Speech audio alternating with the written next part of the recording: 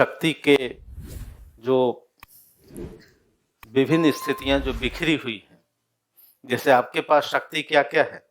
आपके पास शक्ति है धन शक्ति, नहीं, समय भी एक शक्ति है, श्रम भी एक शक्ति है। अब एक विद्यार्थी के पास क्या क्या होता है? वो श्रम करेगा, समय लगाएगा, ऊर्जा लगाएगा, नहीं, और सबका समन्वय कर लिया जाए तो रिजल्ट हो जाता है।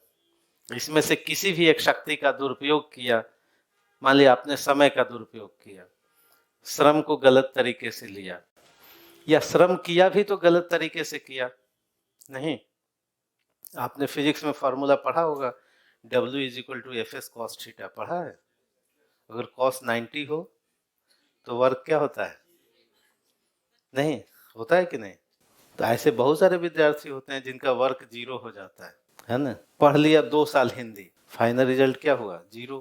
किसी क्वेश्चन ही नहीं लिख पा रहे हैं एक भी, तो इसका मतलब है कि गलत तरीके से उसको पढ़ लिया, फिर लिख ही नहीं पा रहे हैं, कुछ भी नहीं लिख पा रहे हैं। ऐसे बहुत सारे विद्यार्थी आते हैं कि भाई 2 साल से हिंदी समझ रहे हैं सर, लिख नहीं पा रहे हैं। इसका मतलब है कि cos 90 है वहाँ, यानी जो श्रम है वो गलत दिशा में। श्रम तो किया उस बच्चे ने, लेकिन श्रम किस दिशा में किया?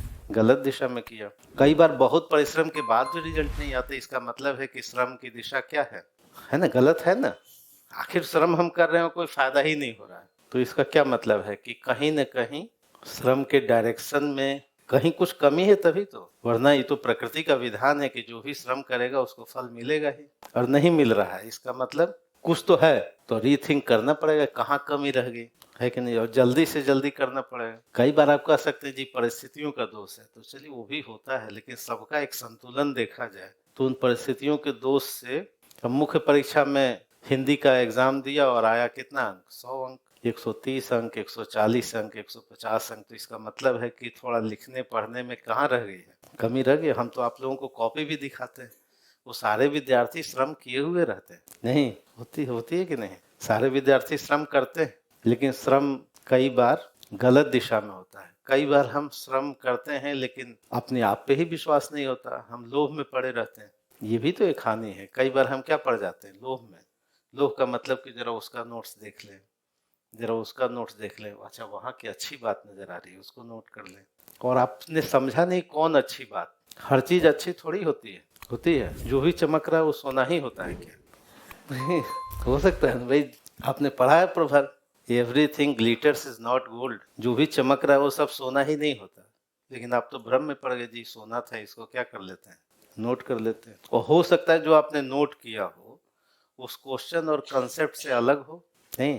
अगर व्यवहारिक उदाहरण देखना है तो फिर से मंगवाइए कॉपी, हम दिखा रहे हैं आपको, है ना। बहुत सारी कॉपियां रहती हैं, जो विद्यार्थी ये सोच के लिखता है कि ये लिखने से हमारा क्या होगा, भला होगा, कुछ अंक बढ़ेंगे, नहीं, लेकिन वो अंक क्या करते हैं, घटा देते हैं।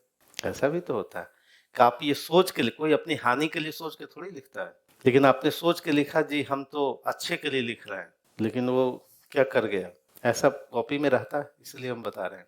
और सामान्यतः रहता है, जैसे भक्ति आंदोलन हम बता दे रहे हैं कहाँ कहाँ रहता है, जो बहुत पॉपुलर है सब। एक तो बच्चे जब भक्ति आंदोलन लिखते हैं, कबीर सुर तुलसी लिखेंगे, तो तुलसी जैसे आएगा तो लिख ही देंगे ढोल गंवार शूद्र पशु नारी, क्योंकि कहीं कहीं नोट्स में है वो, और टीचर लोग भी उस पर बल देते हैं। अब बच्चा लिख दिया और गलत लिख दिया, लेकिन बच्चे ने किस सोच करके लिखा? क्योंकि सर ने ये बताया था और नोट्स में है, तो ये लिख देने से हमको क्या मिलेंगे? अच्छे अंक मिलेंगे। हम लोग चर्चा कर रहे थे कि हाँ, कई सारी ये दिक्कतें रहती। कबीर पर लिखना हो तो लिख देंगे नारी की झाई पड़त, नहीं, और जो बच्चे लिखते हैं वो क्या सोच के लिखते हैं कि इससे मेरा क्या होगा, भला होगा, लेकिन कई बार भला न हो के वो क्या हो जाता है, बुरा हो जाता है। ये तभी होता है जब हम लोग विषय को न समझते हुए किसी से अनावश्यक प्रभावित हो जाते हैं या डर जाते हैं। ऐसा होता है, या तो डर से या तो लोभ से कोई चीज हमको अच्छी लगने लगती है या मजबूरी में अच्छी लगने लगती है, तो उससे कई बार समस्याएं आती हैं। तो इसके पीछे क्या है? इसके पीछे एक ही बात है कि समय भी विपरीत चल रहा है। समय क्या विपरीत चल रहा है कि जो जिस विषय का टीचर है वो पढ़ा ही नहीं रहा है। हिस्ट्री का टीचर दर्शन पढ़ा रहा है, हिंदी का टीचर कुछ और पढ़ा रहा है, सब लोग उपदेशक हो गए।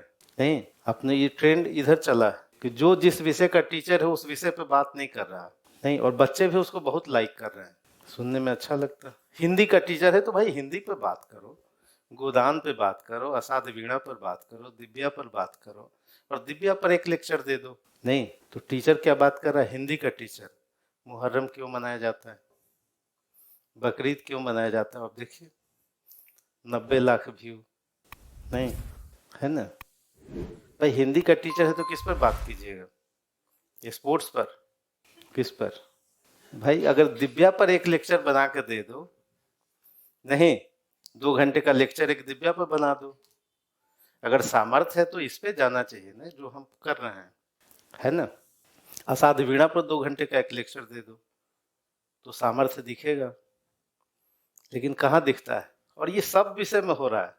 हिस्ट्री का वही टीचर है जो हिस्ट्री न पढ़ाए, तैयारी कैसे करें, संतुलन कैसे बनाएं, सही निर्णय कैसे लें। अरे ये कोई, हाँ चलिए एक आध हो सकता है, लेकिन तो ट्रेंड चल पड़ा है कि जो जिस विषय का फाइनेंस वाला बात करेगा होम पर, नहीं है कि नहीं? भाई अगर कोई खेल का मिनिस्टर है तो खेल पे बात करे, तू अपने विभाग पर कोई बात नहीं कर रहा। नहीं, योग का आदमी बाजार पे बात कर रहा है। अजीब ट्रेंड है, नहीं? और पब्लिक भी इसको हाथों हाथ ले रही है। तो ये समय उस संकट का है कि पॉलिटी का टीचर पॉलिटी पे बात नहीं करेगा, वो भी फिलॉसफी पे बात करेगा। हर आदमी, और इसमें बहुत लोग एक्सेप्ट भी हो रहे हैं, नहीं? तो ये समय उसी संकटों का है, और जिसके कारण समस्याएं क्या होती जा रही हैं, स्तर हमारा सब क्या हो रहा है? डिग्रेड हो रहा है, कमजोर हो रहा है।